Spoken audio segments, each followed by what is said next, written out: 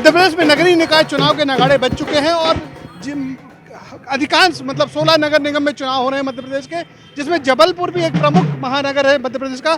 और जबलपुर में जो कांग्रेस ने है वो अपने एक जमीन से जुड़े कार्यकर्ता जगत बहादुर अन्नू को टिकट दिया हुआ है और अन्नू जो है प्रचार में लगे, देख सकते हैं आप पूरी भीड़ भाड़ के साथ भरी दोपहरी में प्रचार के लिए। अन्नू भाई ये बताइए कि आपको जनता, जबलपुर की जनता क्यों वोट करे? दो कारण से। एक कारण तो यह है कि उन्होंने पिछले 18 वर्ष में भारतीय जनता पार्टी की सरकार को देखा है, चाहे यहाँ के जो 3 महापौर आए हैं उनको देखा है जबलपुर में, उनके पास मध्य प्रदेश में भी इतने ही समय से सरकार है और केंद्र में भी सरकार है। यह सब पूरा दौर 3 इंजन की सरकार हम लोग देख चुके हैं। ये 3 इंजन की सरकार के बाद हमारा जबलपुर शहर मध्य प्रदेश में 10वें नंबर का शहर है, जबकि ये नंबर 1 शहर होना चाहिए, इतना खूबसूरत शहर है। एक कारण तो ये है। दूसरा कारण ये है कि बदलाव जब होता है तो उन्नति होती है और बदलाव की आवश्यकता है। बदलाव का समय आ चुका है, बदलाव आएगा, हम लोग सेवा में लगेंगे और जबलपुर शहर की काया पूरी बदलेंगे। हम लोगों ने जो स्वप्न देखा है एक महानगर का, उस स्वप्न को पूरा करेंगे। आपको लगता है कि जो 15 साल का सूखा है महापौर जबलपुर सीट के लिए वो आपके रूप में दूर होगा कांग्रेस का? निश्चित तौर पे होगा। ये तो दौर है साहब, रोटी एक तरफ से अगर आप उसको सेकेंगे तो वो कुछ समय के बाद जल जाती है, उसको पलटाना पड़ता है। वो दौर आ गया है और बात ये नहीं है, अगर आप काम करते होते तो कोई तकलीफ नहीं है, आप बने रहिए।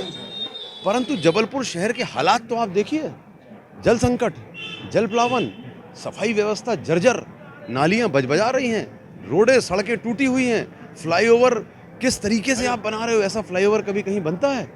आप जितने भी काम देखिए जबलपुर शहर में, गार्डन एक नाम के लिए एक गार्डन, तालाबों का संरक्षण नहीं, मां नर्मदा की गोद में बैठकर उनकी कृपा है पूरे जबलपुर के ऊपर, और हमारे पास पानी नहीं, जल संकट, गंदे नालों में जो गंदे नाले जाके मिल रहे हैं मां नर्मदा में, आप 15 वर्षों से कह रहे हो और मां नर्मदा के गंदे नालों को रोक नहीं रहे हो।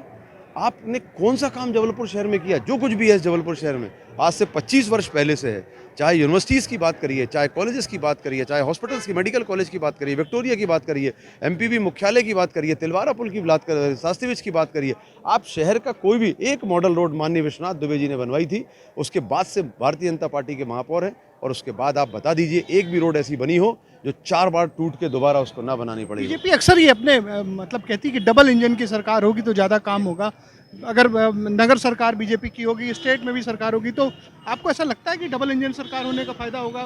3 इंजन की सरकार चल रही है साहब भारतीय जनता पार्टी की, केंद्र और स्टेट में और जबलपुर शहर में। हम लोगों ने ये 15 वर्ष आपको 3-3 इंजन की सरकार देखी और देख लिया।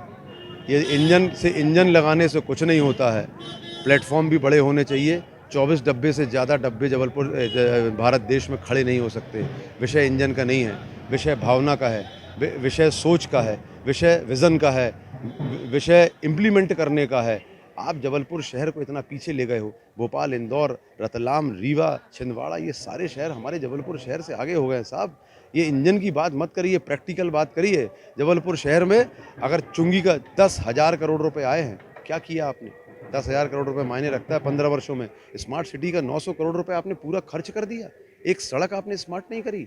ये आप 3 इंजन की सरकार, 2 इंजन की सरकार की बातें करते हैं। जो भी पैसा महापौर के पास या नगर निगम में आता है वो फिक्स आता है, चाहे बात चुंगी का पैसा आए तो फिक्स आता है, जेन्यूआरएम का पैसा आएगा तो फिक्स आएगा, स्मार्ट सिटी का पैसा आता है तो सारे शहरों में फिक्स आता है, जो हम टैक्स देते हैं वो फिक्स देते हैं।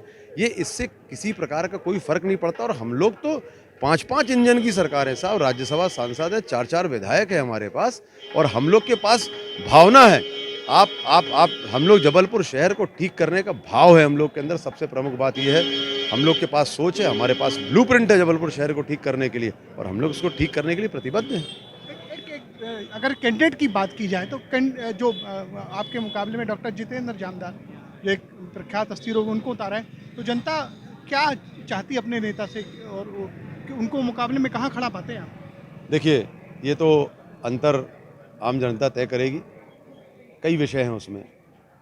मुझे किसी की हड्डी जोड़नी नहीं आती, लेकिन मुझे दिल जोड़ना आता है, और हम लोग दिल जोड़ते हैं, हड्डी भले ही ना जोड़ पाएँ। हड्डी जोड़ने के लिए डिग्री लगती है, और शहर विकास करने के लिए, महापौर बनने के लिए पार्षद की डिग्री लगती है। कम से कम 2 बार 3 बार की पार्षद की डिग्री होगी तो आप पहले घंटे से काम कर पाएंगे, नहीं तो 2 साल तक आप सोचते ही रहेंगे कि शहर विकास कैसे किया जाए। उसके अलावा उपलब्धता होना चाहिए महापौर और पार्षद की। आधी रात को आवश्यकता पड़ जाए तो आप उपलब्ध हो। आज आप उपलब्ध नहीं हो लोगों का इलाज करने के लिए, तो कल कैसे उपलब्ध होंगे लोगों के काम करने के लिए साहब? ज़मीनी व्यक्ति चाहिए ये सब काम के लिए। और इसके अलावा एक भाव चाहिए। आपने कोरोना का काल देखा, हम लोगों ने घर से निकलकर अपनी पूरी झोली खाली की है और आपने सामने भी देखा है कि झोली कैसे भरी गई है। ये भी आपको पता है, सब आम जनता देख रही है, वातावरण देख रहे हैं आप। हम लोग जनसंपर्क में निकल रहे हैं, लोगों के उमंग और उत्साह देख रहे हैं। ऐतिहासिक उमंग है। लोग चाहते हैं कि बदलाव आए और इसलिए चाहते हैं कि जबलपुर शहर का विकास हो। इसके अलावा कोई उद्देश्य नहीं है। खुशहाली हो, सर्वांगीण विकास हो जबलपुर शहर का।